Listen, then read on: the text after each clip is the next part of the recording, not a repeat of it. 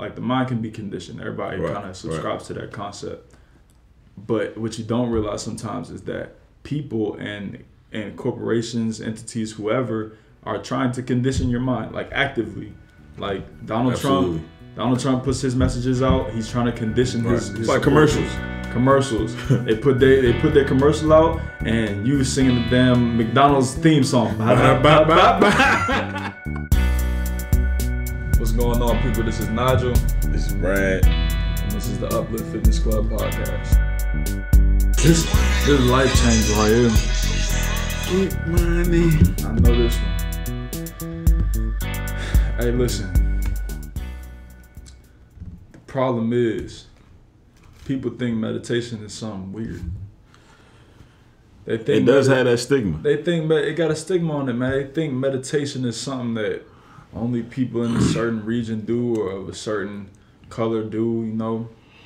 Yeah, yeah, for sure. I remember growing up, man, meditation was definitely had that negative connotation with it. If you meditating, there's something wrong with you. Yeah, I bet you picture this in your head. Like, it's probably an Asian dude in your head. He's sitting in crisscross applesauce with his hands like this. That's the only time I feel like there was nothing wrong. If it was a black person, a white person, any other race outside of a monk, right. In my opinion, there was something wrong with you.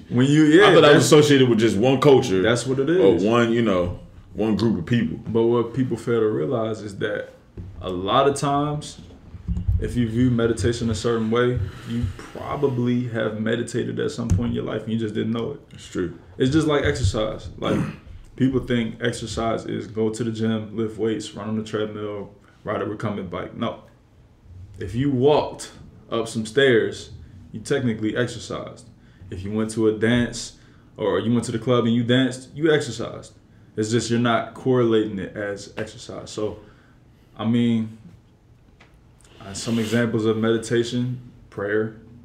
You know, anytime you're trying to focus, if you deep breathing, you're technically meditating. Yoga is a form of meditation. Right. It's a lot of things people do on a daily basis that they just don't realize is actually meditation. So today we're talking to y'all about mindfulness, meditation, and what's the last one? Manifestation. Boy, that's the biggest one. That's the biggest one. So, and that all ties in with each other. Yeah, man. So that's why it's one episode. Yeah. So where we starting now? We gotta give them our experience.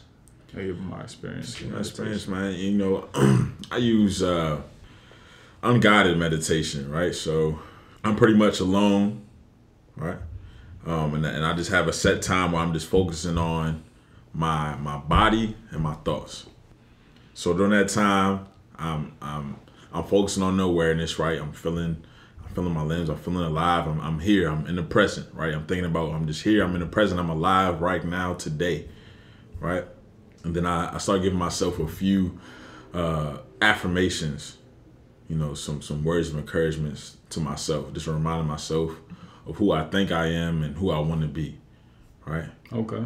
And then I start going into about what I want to accomplish today, what I want to accomplish tomorrow, and what I want to accomplish for the rest of the week.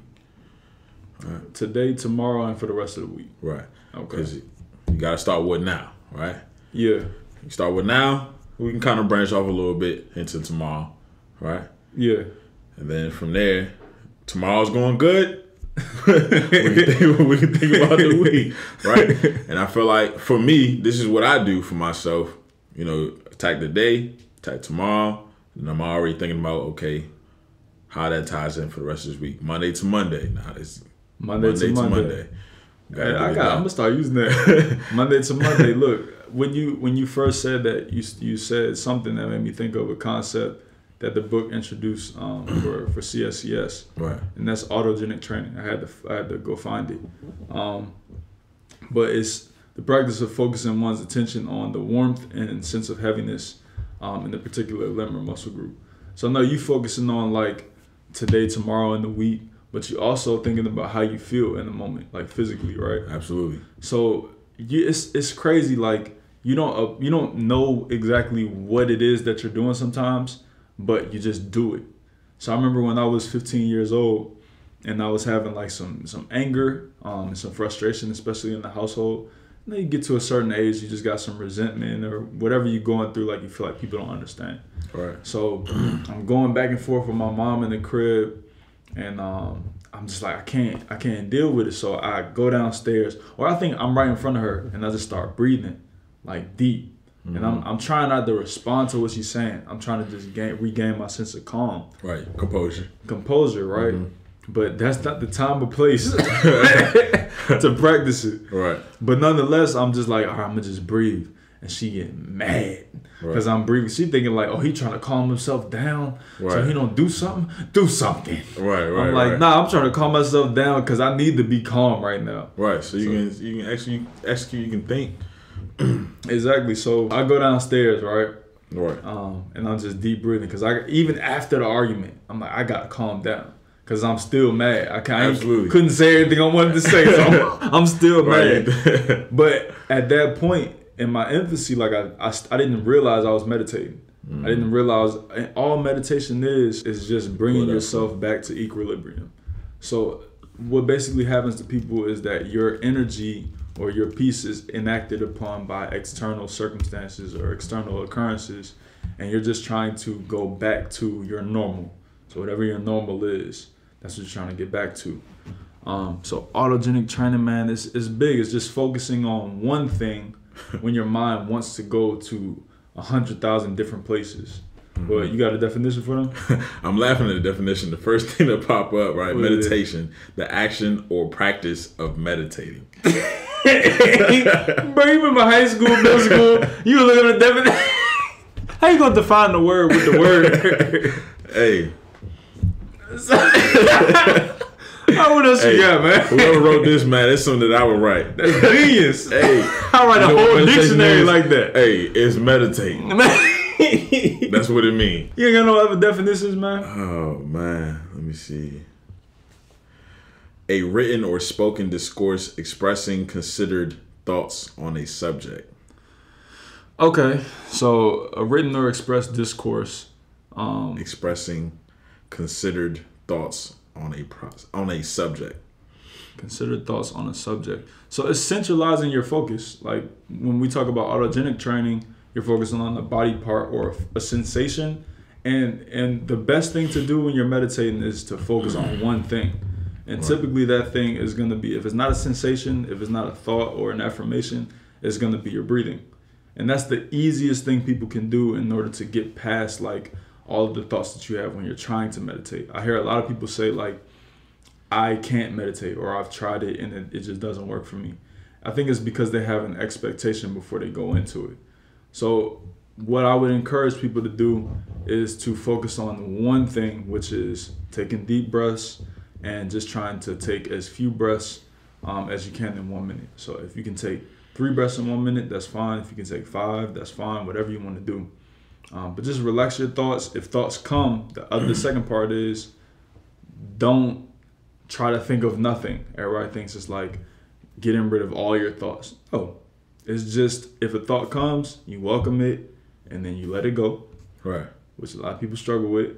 Letting go of thoughts. That's another concept. I'm one of them at times. I'm pretty good for the most part, but something really has me. Yeah. It's hard to let go. It's very difficult. Yeah. All right. So let me tell y'all. I want to give y'all my experience with meditation. So after that whole thing, where I'm trying to deep breathe in the face of adversity, not the best idea because it's going to elicit a response you probably don't want. When I was like 19, I was struggling. Yeah, if y'all listen to the podcast, go listen to the episode about stepping back to move forward. You're going to know I was struggling at 18, 19 years old. And it came to a certain point where it was like I couldn't focus. I was trying to study for my PT cert, my personal training cert, and I couldn't look at the content and internalize it. So I was like, all right, Nigel, you're just not able to study. You're not able to focus. Right. So I had to meditate. I'm in the crib. Actually, no, I listened to this book called The Art of Mental Training. Okay. And he was talking about imagery. So he had a guy that was a wrestler, and he was about to go up against this really talented and skilled prospect. and he was nervous. So his coach told him to visualize a setting, like a beach. Visualize the sand, how it feels in your feet. Hear the waves and the sounds of the waves crashing. Look at the sun. Visualize like a blue sky, whatever. And once he visualized this entire setting, a lot of his anxiety and fear about the wrestling match went away because he was focusing on creating this mental picture of a setting.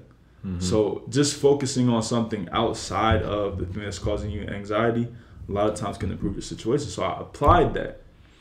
And the first thing I did, I got a foam roller because my back was messed up from UPS. Yeah. Put that on my low back. I wrote down 3 affirmations and I just repeated them over and over. It was probably something like, I'm confident, I'm confident, I'm bold, and I will succeed. Right. I said that over and over out loud. Every time I said it, I'd take a deep breath. And then eventually, I didn't have to say it out loud anymore. I just started repeating it in my head. And I'm taking deep breaths. Bro, I went for like 45 minutes. Yeah. I'm just sitting there. Bro, I heard my heart beat. Yeah. I heard the blood rushing through my body. I ain't never heard none of this stuff. I'm talking about I went to a whole nother level. Yeah. And I'm laying down. I felt like I slept once I woke up. And I didn't fall asleep, but I felt like I slept for like 3 hours. Right. And then by the time I woke up, it was time to go to work. I was like, damn. And that just made me want to do it again. So it was like, all right, the next day I do it again. I'm trying to get that feeling back. But I could never get to that feeling. That level. Maybe every 3 months I would feel the same way. Yeah. And that was just that motivation to keep me going. So, I mean, my experience with it, basically, it helped me focus my mind it helped me tap in. Like, basically, I was struggling with focusing. I felt like I had ADHD or something like that. And after I started meditating consistently, I could focus on those 3 affirmations and the sensations of my body, listening to how I felt. And then there was, like, nothing for me to sit down and read a book and remember terms and just lock in for, like, 3 hours at a time. So that's pretty much my entrance into meditation. And whenever I'm meditating, boy, typically I'm executing. Yeah. If I ain't meditating, manifestation. I ain't executing. So what's the? I know let me give y'all some quick quotes, man. Okay. Bob Proctor says, right, we all have an intellect, and our emotional state is dictated by how we use our intellect. Whoa. You gotta run that back, man. We all have an intellect, right? And our emotional state is dictated by how we use our intellect. Right. But check this out. If you hold an idea long enough, it will manifest with and through us. If you hold an idea long enough, it will manifest with and through us. And you gotta break that down, man. That's big, man. You gotta break that down, man. We all have an intellect. Look, in other words, right? We are what we think about. Okay. Thoughts become things. Thoughts becomes things. That's all it is. But this is what's crazy about it. And this is why I don't understand why people don't see the value in meditation. I get it, but like it doesn't make sense. Because if you think of the mind as like, I don't know, anything that you can condition, like the mind can be conditioned. Everybody kind of subscribes to that concept. But what you don't realize sometimes is that people and corporations, entities, whoever, are trying to condition your mind, like actively. Like Donald Trump puts his messages out. He's trying to condition his it's like commercials. They put their commercial out, and you singing the damn McDonald's theme song. You out here like you know all the theme songs to every single restaurant you can think of, but you don't think that the mind can be conditioned. It don't quite add up. So if all of these entities are putting out advertisement, if you know R&B, you can remember 1,000 songs, but you can't focus for 5 to 10 minutes on what you actually want, it doesn't quite compute. Like there's tremendous value in mental conditioning, mental training. That's huge. I know a lot of people that want to do a lot of things and they can't focus for 5 to 10 minutes to accomplish those things. But they get up and go to work every day, doing something that they don't want to do. They're not with it. They don't want to do it. About 1,000 different things. And when they get off, when they come home, they eating ice cream, giving your time away to something else. You watching back to that condition, to wherever else been conditioning you, going back to that. And look, I'm not speaking from a place of like being holier than thou. Like I'll have days I'm sitting on YouTube watching videos all day. For sure, it's a constant battle. It's because things put in place to take up your time. Right. So if people are putting things in place to take up your time, why would you not take some of that time back and then reprogram your mind to think in a more advantageous position? Like meditation, don't think of it as meditation if you have a stigma attached to it. Just think of it as reprogramming. Like you're doing maintenance. Right. It's you're going back to reflect, right? Right. You're calming your spirit so you can lock in and recruit the things that you want into your life. Absolutely. Manifestation. Let me tell them about a very recent example of manifestation that I had. Hey, talk to him. So, I've been talking about having what it is. I've been talking about having a home gym for years now. Mm-hmm. I've been thinking about this. What you say if you hold on to an idea? Hold an idea long enough, it will manifest with and through you. I've been thinking about having a home gym for years now. Yeah. And you know, whether it's fear or just me not recognizing opportunities, it hasn't happened. Mm-hmm. But I'm ready now. So the pandemic hits, gyms have to close for a significant amount of time. If your gym wasn't doing well, it's probably closed right now. Right. Unfortunate, but hey, man, it is what it is, man. So I hear that a local gym in the area closes that I used to go to. I'm like, what they gonna do with all that equipment? They gotta sell that, right? Yeah. And I'm like, all right, so I go down to the gym the same day. Like 10 minutes after I found out they was closing, I said, I'm going right now because I can't wait another day. Right. I talked to the guy and he gives me the run around. You know, it's some more content. I ain't gonna go into it, but I feel like he disrespected me. So I just leave the joint. I'm like, all right, look, if they sell it, I probably ain't gonna buy it. I told my mom and my dad, like, man, they disrespect me. I ain't messing with it. But it was a black dude that helped me right before. And he was like very respectful. He just couldn't sell it because it wasn't his to sell. Mm-hmm. So what I did do is I stepped out of my emotions because I have some level of self-control and mental training, and I can see the good and the bad. Right. So I took some time. I called him on the way home. I said, can I speak to such and such? I said, yeah, bro, I just wanted to say I appreciate you being respectful and helping me throughout the process, even though it didn't go the way I wanted it to go. He said, I appreciate it. Man, a month and a half go by. And I so happened to hear that they started selling equipment. My mom ain't tell me because I said I ain't messing with them. Right. But I said, man, my antennas perked up. I said, they doing what? I gotta go back there. Gotta go there right now. I gotta go right now. I grabbed everything. I was there in 10 minutes. Right. And I show up, and the black dude is there that I called back. Mm-hmm. And it just so happened when my mom called, it was 80 cents a pound. I'm trying to buy weight plates. So it was 80 cents a pound when they told her the price.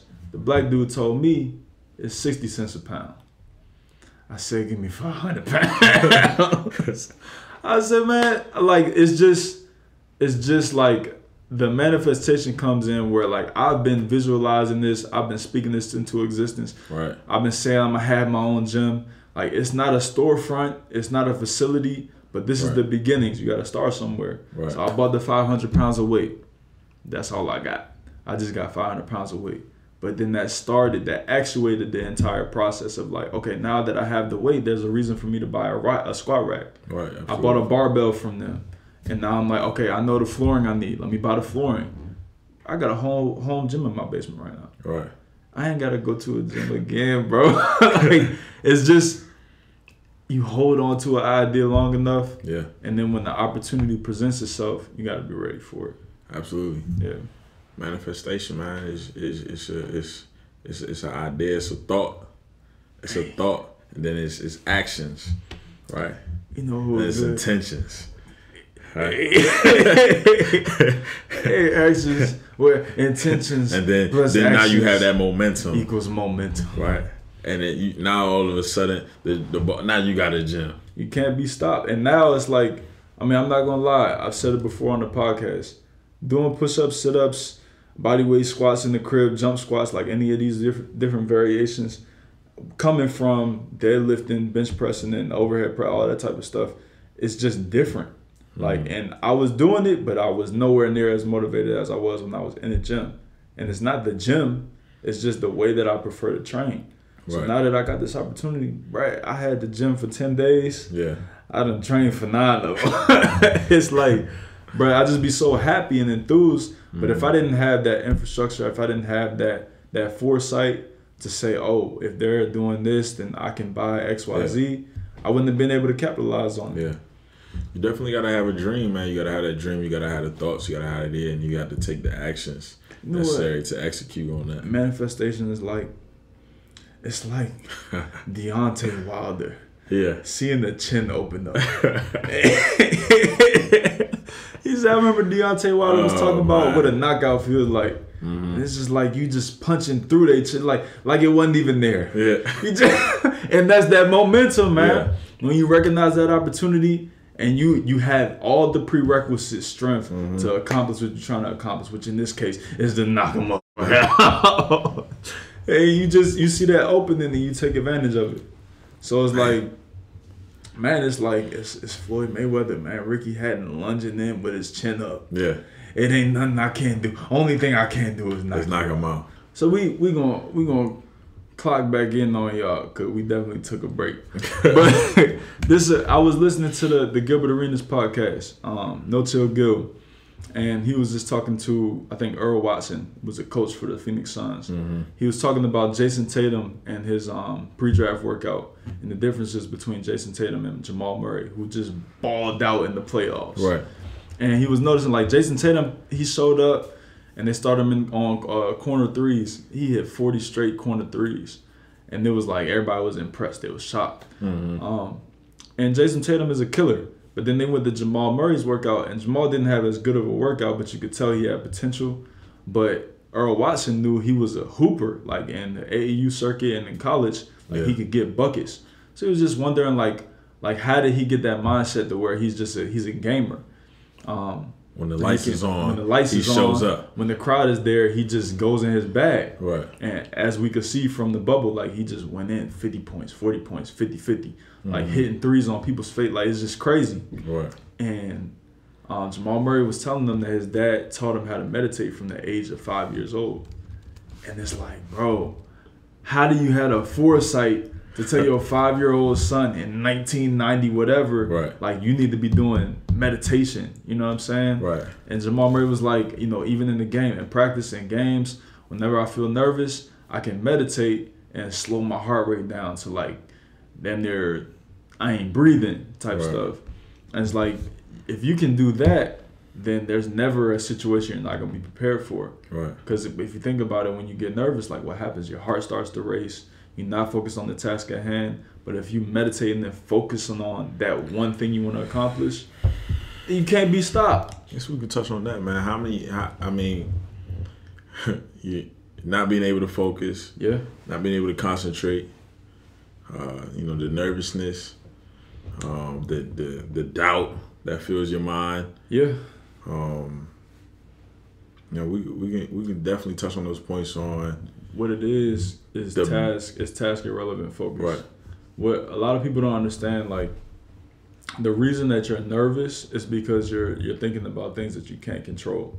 So if you just shift your thinking to the task at hand, like most of the time in sports, let's just bring it to sports because that's what we always talk about.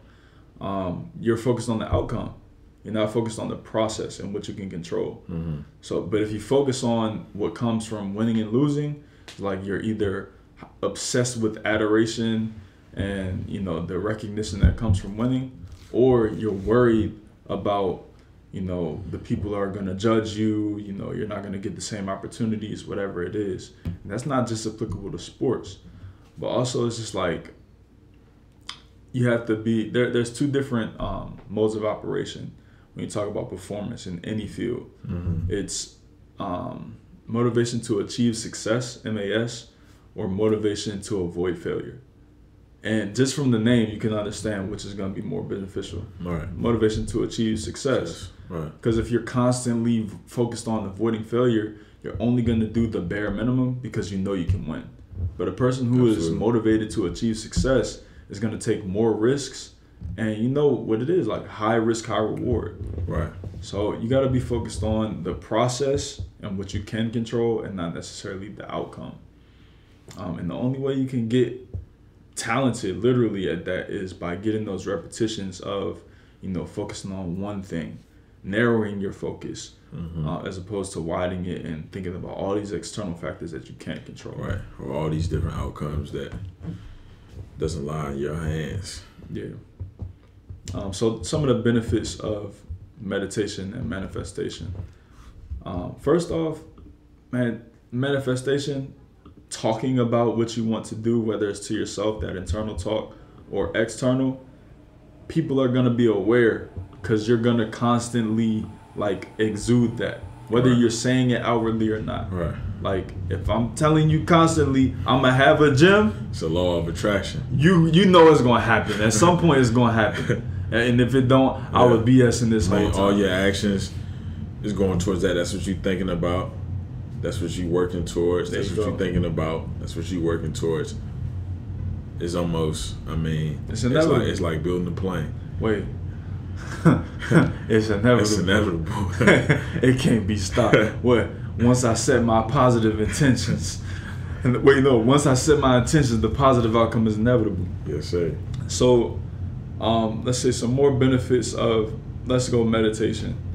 One, slowing your heart rate down. Just the ability to do that. We talk about risk factors for black people, hypertension, heart disease. It's the number one killer of black people. Just issues with your cardiovascular system. If you can intentionally slow down your heart rate, that's gonna yield benefits on the back end when you're in your 60s and 70s. Right. What else? Benefits from meditation. For me, I would say it's a time for reflection.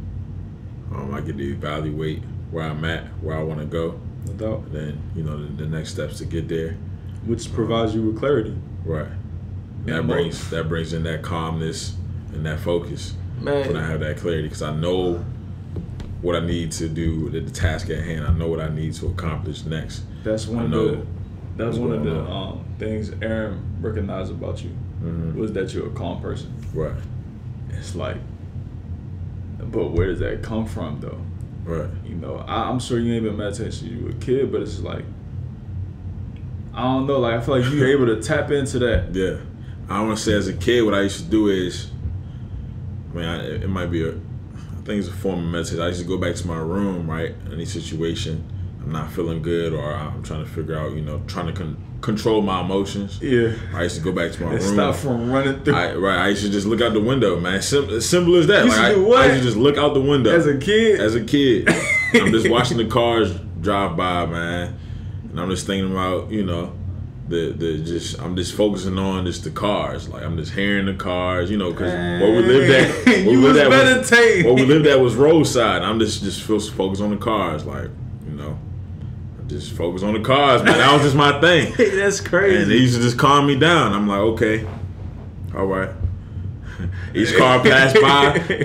Each car passed by. I'm just calm myself down. They go another one. That's wild. They go another one. That's wild. And you know what, bro? Honestly, I think that all the distractions are a form of meditation too. I think if you can spend 8 hours watching YouTube videos, you're focusing, but the problem is that so many things are being advertised to you, so many ideas are being presented outside of your own consciousness, that it's just now you're meditating on 1,000 things. Right. So it's just putting a lot of things in your unconscious mind. Video games. Yeah. Imagine if you took a kid off a video game mid-game. He gonna come at you, boy. He gonna come at you crazy. Animal. I'm talking about Wolverine. Yeah. But it's he's so locked in, and I want to just present that idea to argue the point where people think they can't meditate. I used to be so locked in on the video games, man. I ain't eat. Literally though. I ain't eat. Literally though. I'm talking about I'm mad you call my name. Don't say my name when I'm talking about, and it's a Midnight Club Dub Edition. I'm talking about mama just made a full course Thanksgiving dinner. But you only in the second quarter, so you can't come down. And I'm online. Yeah, I can. There's no way. There's no way. It can't be done. Nothing's more important than this damn game. So we have the capacity, but you just have to be willing to apply it in a different direction. And meditation helps you channel that energy into things that you want to channel that energy into. And once you had that ability to channel your energy in any direction that you choose, pretty much then became Bruce Lee. You're unstoppable. You're unstoppable. Yeah. So look, we're gonna cut it there. We encourage y'all to practice mindfulness and meditation in the simplest of ways, whether it's focusing on a sensation, a body part, visualizing, affirmations, whatever you want to do. There's plenty of guided and unguided meditations on YouTube you can look up, and just try it. Like even if it's a 1-minute practice, and you'll be surprised at how many benefits it's going to yield in your day to day. But with that said, it's the Uplift podcast, man. Airway. Write it down. You can't wait your whole life to make a change. Believe in yourself. Innovate with integrity and intentionality.